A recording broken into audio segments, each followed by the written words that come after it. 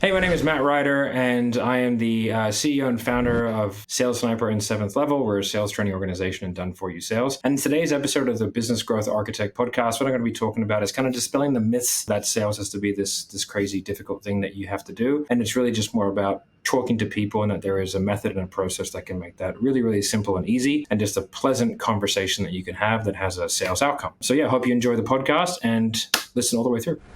Welcome back to our two-part series with the CEO of Seventh Level, Matt Ryder, a conversation about sales. If you have not listened to the first episode, please go back and listen to it now, as this is a continuation of it. This episode contains actually the sales script that Matt uses himself, so I want you to have enough context. Enjoy this show.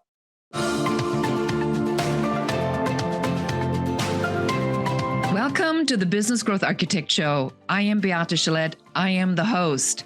I want to welcome you to our globally top 10% ranked podcast, where you will hear from industry experts about the strategies that are working right now to unlock hidden opportunities in any market so that you can grow your authority and scale your impact. And now let's get started with the show. Welcome back, everyone. This is Beate Chelette, your host for the Business Growth Architect Show. Today, it is almost a little bit like my dream come true. The backstory to this is when I got the email, I had to look literally 3 times. I'm going, no way.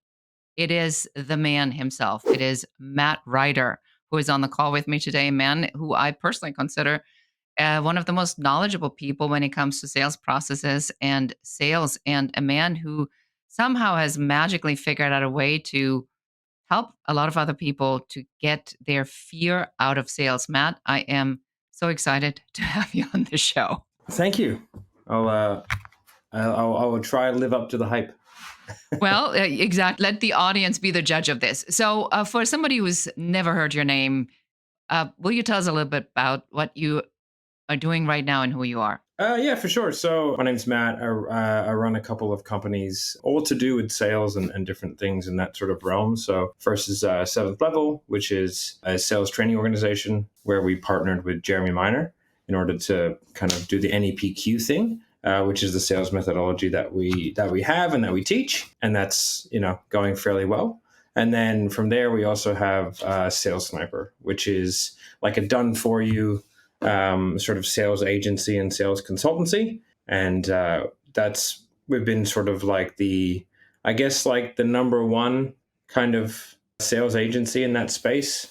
We sort of pioneered a lot of different ways of doing things because we were doing sales agencies when nobody else was doing it. And so we got to work with a bunch of cool people, and that gave me the opportunity to kind of really see behind the curtain of a lot of big and small businesses and sort of everything in between, and then use all that knowledge that I had to grow Seventh Level sort of relatively quickly. And that's what we've been doing. You had given this example of the avocado when we did our pre-call, and I was cracking up because you said, if I go in the store and I don't buy that avocado because for whatever reason it might be overripe or not ripe enough, it's not exactly like the store manager is going to run after me and say, what was it? Yeah.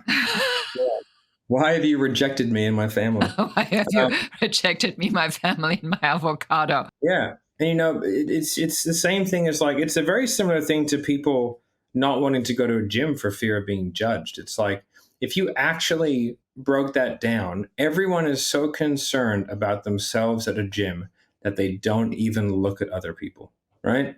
Like, it's just, no one cares, and it's like I think it comes from an unqualified or unfounded level of self-importance that I'm so important that this person will remember this conversation for the rest of their life, and that they're going to think of me as not being good enough.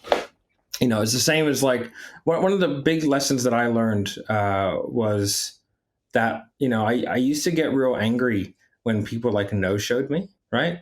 Because they see it as how rude, this person's disrespecting my time. And there's 2 things that really changed my perspective on that. I remember I was in the car with my dad one day, and I was driving, and someone cut me off, and I went, look at this fucking, right? Cut me off. And my dad goes, why are you upset? And he goes, because he cut me off. And my dad said, oh, you think he cut you off? And I was like, what do you mean? He goes, mate, you're just in the car. You just happened to be in the car that was in his way. He didn't cut you off. He didn't even know you're in the car. He doesn't care about He you. didn't know who you are. He just saw a black car, right? Like, that's it. And I was like, oh man, like Life that's such a, lessons with dad on the road.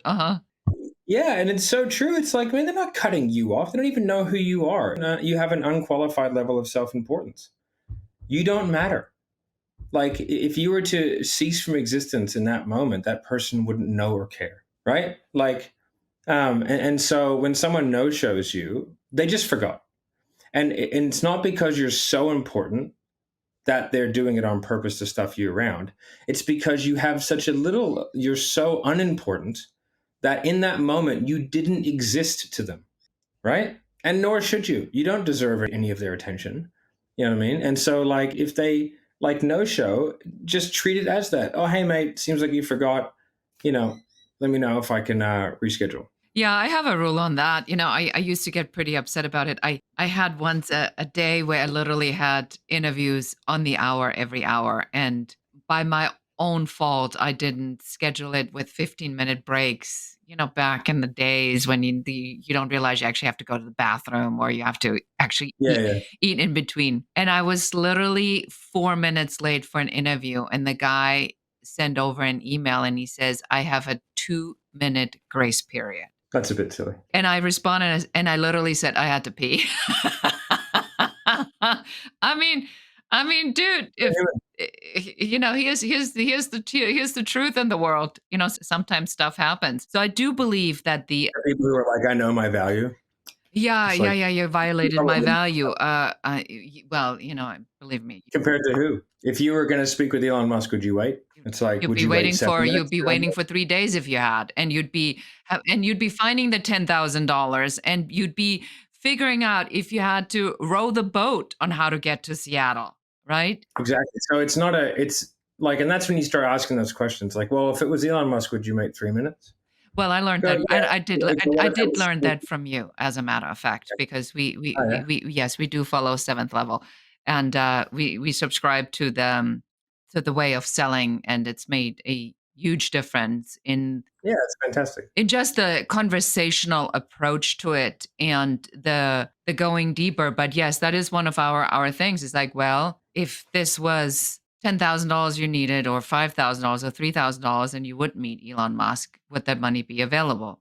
Yeah. So what makes that different Yeah. to this? Because you just told us what you wanted, and you agree that this is the plan. So, and then keep going backward to that.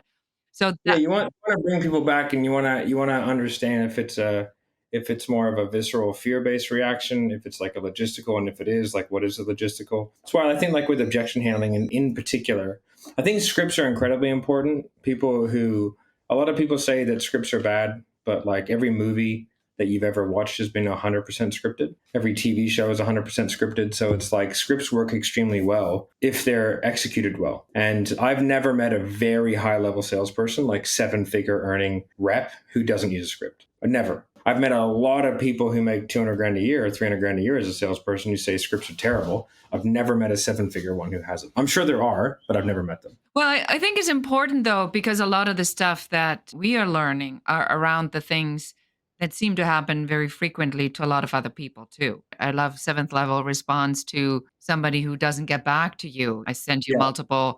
I reached out multiple times to get in touch with you. I haven't heard back. Where does this leave us at? It works really well. It's ridiculous. Yeah. It's surprising. You wouldn't think it would, but that works extremely well. But that line just works extremely well. So if you've tested this 1,000, 10,000 times with I don't know how many thousands of salespeople, I don't have to think about this. I will use that line, and then I'll see if it gets me a response. Yeah. No, it's true. I think the reason why people don't like scripts or that is because they really don't understand how to ask questions in ways that have very predictable responses. So they think that you can't control the conversation to fit to your script, and you definitely can. It's not easy, but it's not super difficult. It just takes an element of knowing how to. And so, over the course of time, over the course of say 6 months of selling the same thing, you can sort of, even 3 months, you can sort of dial your script into the point where it's very, very predictable. that person will answer questions in very predictable ways, which means that you can like sort of predict, not necessarily the exact words they say, but you can predict the theme of their answer, right? And by able to do that, then you can sort of create a call and response type scenario where you really know exactly what's going to happen and you know what you should be hearing and when. And so if you're not hearing it, you have ways of kind of poking in a little bit deeper to make sure that you do get the right response, and then from there move on. And if you're hearing things too early, then you can deflect back, and so you start to have an ear for what you should be hearing, when and why. And if that tonality and body language is matching up with the words, and then after a while, like if you really analytically dial it in, you can have a phenomenally successful sales experience that is well and truly beyond the realms of what most people think is possible. And every conversation can be very similar, to the point where, like, when someone hears a really good sales rep role play or a recording of a call, they always say, "Oh, this is just a laydown sale." It's like, no, you just don't know what the guy's doing. It's like saying that a drag race is just a straight line. It's like, well, then everyone should be able to do it, right? Just put your foot down. Well, I It's listened like, to some of your calls because they're part of the program we follow. And what I've noticed is that you do challenge them though. You don't agree with everything and you stop them if they go down the road, and then you haul them back in and you bring them back. Are you looking for the emotional underlying sweet spot button? um, What is it that you're looking for in the sales call? yeah, well, you're looking for different things in different parts. And so it's about understanding what you want, the intent. It's really understanding the intent of every question and the intent and outcome of every phase. So that's why I like APQ, because it's like super systemized. And so in the connection phase, I'm looking for like just the overarching outcome that they're looking for, really. It's like, take the pressure off, take the focus off me, put it on them, make them feel like they're leading the conversation, but they're not. You know what I mean? Like, I'm very much leading it. And then just getting the overarching goal and not going too deep on that, because I haven't earned that. Like, it's too early. Too many people are taught to really go down rabbit holes very early on problems, but it's just too soon. People aren't comfortable enough with you to give you the real problem, right? Like that early, and to give you the real solution. So you kind of have to do it in stages where the person feels more comfortable and you're asking for like smaller levels of commitment the whole way through. And then you go into, and situation is really more for the prospect. It's for them to really discuss what they're doing about the outcome in which they're looking for, of which a lot of the time they might not have really thought about the actual situation, the things that they're doing, right? And so you get a kind of really good picture. And that's where a lot of the time people really fall off the wagon, is because they get down into the weeds about things that are ultimately very unproductive but interesting. And so, for example, if you're selling marketing services, like, I don't really care about what specifically they're doing for marketing. I just want to know that it's working or not. I don't care what methodology of sales you're following, right? I just don't, it doesn't make a difference to me. It's not going to make my job as a salesperson selling sales training easier or harder. So it's just time. And time is not on my side. Like, the shorter my call is, the better, assuming I hit all the boxes I need to hit. Because if you get to like a 90-minute call, it's so hard to close that person, right? Because you just emotionally cook them. Like, they've had such an inbound of information that there's no way, or it's a very high chance that like you're not going to have a good outcome on that call. And so then from there it goes into problem awareness. It's like, what are the problems that they're seeing? Like, what are the problems they're experiencing? How is it affecting them? Where are those problems coming from? Really discuss the problems that are stopping them from getting the outcome they're looking for, which are being perpetuated and caused by what they're currently doing, right?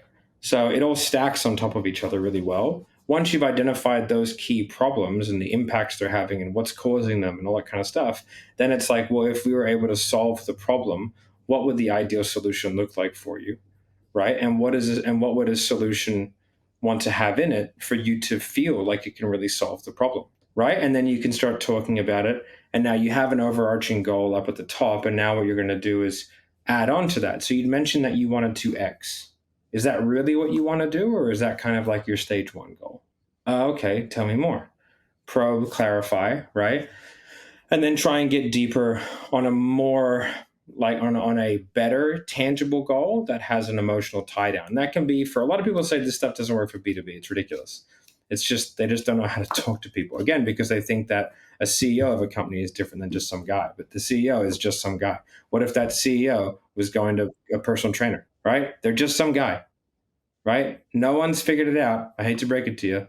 You know, the world doesn't work like that. Everyone's just bumbling their way through. You go through and you figure out, you can talk about layoffs in a company. And it's like, okay, well, what would be the possible ramifications of if you were not able to, fix your hiring situation? It's like, well, we'd have to lay off half the department. And how would that affect you personally? Well, I'm friends with these people. This is unacceptable. I want to fix it. Right? That's a normal conversation. Like that's, right? So you kind of figure out that solution and then what the emotional and tangible are, right? And that starts to create like the future pacing of the want to move forward because you want that solution, right? But that's not really enough, but that's where most people stop.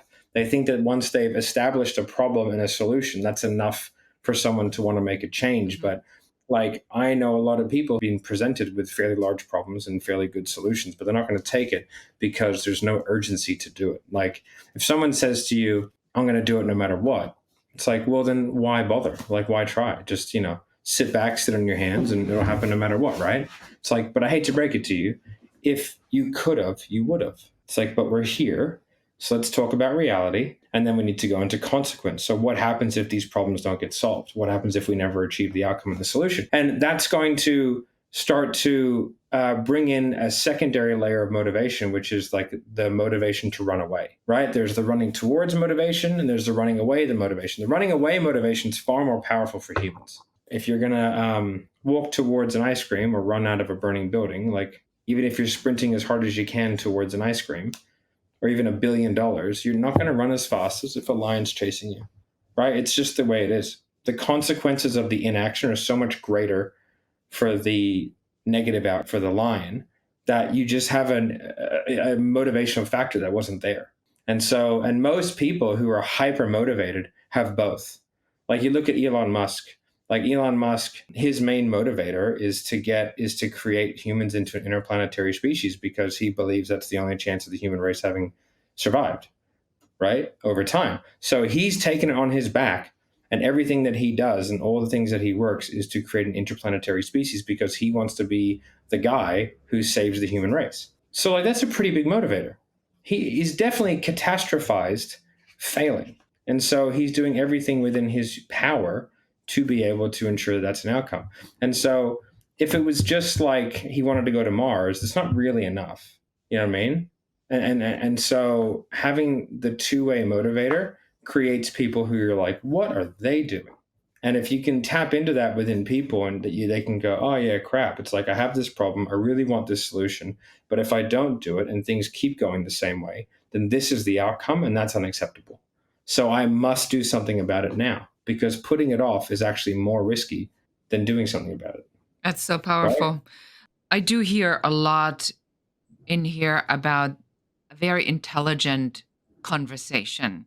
It's like not necessarily what I would traditionally categorize as a sales call, but that's like a conversation I have with my girlfriend.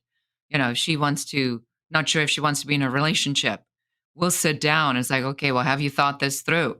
What happens if you stay in the relationship? What happens if you leave the relationship? Yeah. What's your financial consequence? What's it going to cost you? What's it going to cost him? How is it emotionally affecting your kids? So what I'm hearing from you is that when I go into these conversations, it's almost like I have to clear my mind and be completely present to hear what the situations and understand this particular situation, especially in high ticket sales. Yeah. Well, you've really got to, that's one of the key things is you have to really listen because most salespeople and most people doing sales, whatever you want to call yourself, is you can hear the inner monologue of the person. And it's like they're not listening, they're just waiting for their next thing. And most salespeople are just nowhere near as successful as they could be because they just refuse to do the work to memorize everything. Like, you have to be able to turn off and be 100% present in the scenario because you need to be able to read what's happening. Like people in the first 4 minutes, most sales calls are lost. Like I've reviewed thousands of sales calls, and if me and Marco sit down and we review sales calls together, in the first 4 minutes we turn them off and we go, "Oh, they missed it." Like people just miss the problem. It's there, it's right in front of them, but because they're not listening, like, and so many people, really good salespeople are guilty of this. They're just not listening, they're just not present enough. And it really makes it so that like they just miss little tiny key things, right? Like if they're saying three things are important to them and there's a slight hesitancy right before one of them, that's the one you need to probe on, right? Like you have to be able to hear these things because we're all humans who communicate in very similar ways. And like the subtle communication between people is incredibly obvious if you really care about the conversation that you're having. Because like if your partner was saying these things to you, you would pick it up, because you're intently listening and it's important to you. And so, you know, turn everything off, everything, and just be in the moment and listen to that person. Do not assume anything. Because if you assume something and you assume that you use the same words for something that they do, or you mean the same thing, like if I go like this and go, let's have a conversation about my hand, right? What do you see? I see 5 fingers. And what else? I see an arm with tattoos on it, and Which tattoo do you see? it's a little bit small here on the window here, so I can't make out the writing, unfortunately. Yeah, I can't see any writing on my arm. I don't know what you're talking about. Yeah, I can't see it. I know I can only see the shape. Yeah, but I'm looking at this side. You didn't ask, right? Yeah. So you assume that we're looking at the same thing, but we're not, Oh, okay. Yeah, okay, I right? see it. Yes. Right. It's perspective. So yeah, like if I say, hey, let's have a conversation about my hand, and I don't say, by the way, I'm talking about this side, right? And I'm going to start describing my hand, you're going to be like, what is this guy talking about? What am I seeing that he's not seeing? Right? If I hold up a card and I say, like, what's this card look like? Well, it's different on both sides. So like sales is all about, hey, what side of the card are you looking at?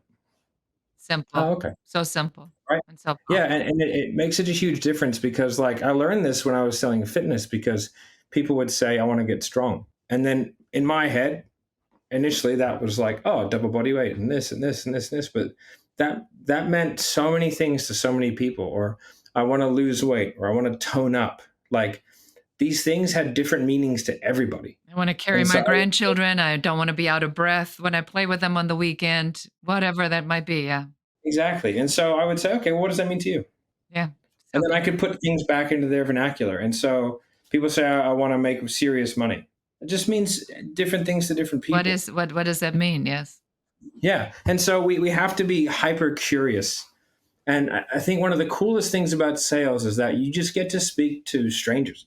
You get to have really in depth conversations, interesting conversations with people all day long. And most people don't have an hour long conversation with their husband or wife, And so getting to see inside the lives of strangers, it's just an interesting thing. And I think that people take that for granted. Like understanding how other people make decisions and how they think and their experiences. I think it's just a very interesting job. We get one shot at this life. And I think if you can speak to a boatload of people, then you'll probably have a more interesting life than if you don't. So just, enjoy it and be curious and just be like, where is this person coming from? And it's an interesting experiment. It's why like I talk really in depth to Uber drivers whenever I'm in the car.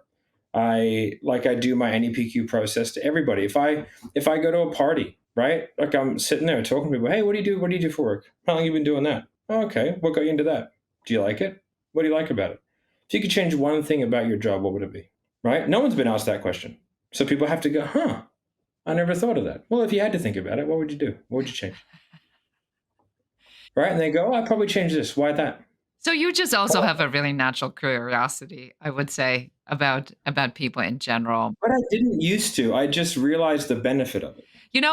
Is it true? Is it a true statement that so the way I think about this, Matt, is I think we all have a we I phase where we try to figure out who we are, what we're good at, what our purpose is, and it's all about us. And there comes a point where you almost get bored to talk about yourself anymore because you've heard it so many times that it becomes more interesting to find out about other people. Way more interesting. Yeah, I mean, I think I was guilty of that. I talked about myself a lot when I was younger, and that was my terrible self-esteem. But now Well, I it's think everyone almost, does that when you're younger. Age is yeah. a very interesting thing. And Like, now suddenly you're interested in other people, and you're like, we don't need to talk about me. I already know everything there is to know about me. I want to talk about you. Tell me more about yeah. that. That's interesting. I recently was in Miami for my high school reunion, my 2020 year. It's actually 21 year, but we missed 20. And I had a couple of people that I know, like young guys or like early 20s, and they run some businesses, and they were like, "Would you go out to dinner with us?" And I was like, okay. I was like, but on one caveat, this is not going to be a 2-hour business coaching session. Like, I'm not doing it, right? And they were like, okay, sweet. So I was like, fine. They brought their girlfriends, and they're 20, I'm 40, right? And 20 years is a very interesting gap between humans. Very interesting gap, because you're old enough to where you're done, you're doing what they want to do, and you're successful and all that to look up to you, but you're not their parents, right? So it's a very interesting gap.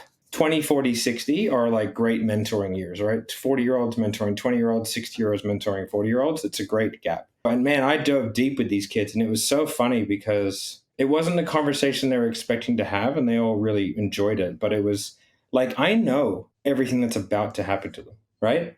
Like, I know what it's like being a 20-year-old. I know how they feel. I know like how their relationships are gonna, like, I go, what quirks they're bringing to the relationship. And it was so funny. I went to one of them, and then we started talking about like conflict resolution. And I went like, let me ask you a question to the girl. And I said, did your parents fight a lot as a kid? And she goes, yeah, they fought a bit. And I go, did they make up in front of you? And she goes, yeah, they always did. They always did. And I went to the guy, and I said, what about your parents? He goes, oh, I never saw my parents fight. I go, so let me guess. When you guys fight, you walk away and you want to resolve it immediately. They were like, yeah. And I was like, that could be trouble. I was like, you guys want to know why that is? I was like, because Surprise.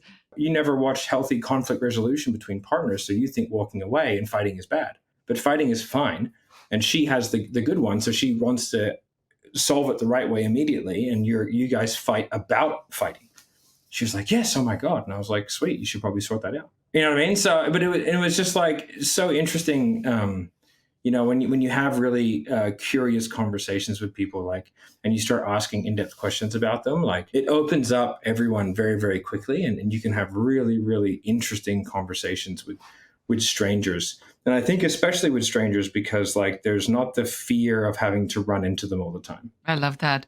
And that is a really great way to end this interview. Matt, I am very grateful for your insights and for the depth you brought to this conversation, really, because the objective a lot of on the guys that go on the sales, podcast circuit is about to demonstrate the subject matter expertise. You demonstrate your subject matter expertise by really just making it about people. And I think this is a great place to be mentally when you think about sales. If it's about other people and it's not about you, you can't be nervous or upset. Yeah, it's just a chat. It's just a chat.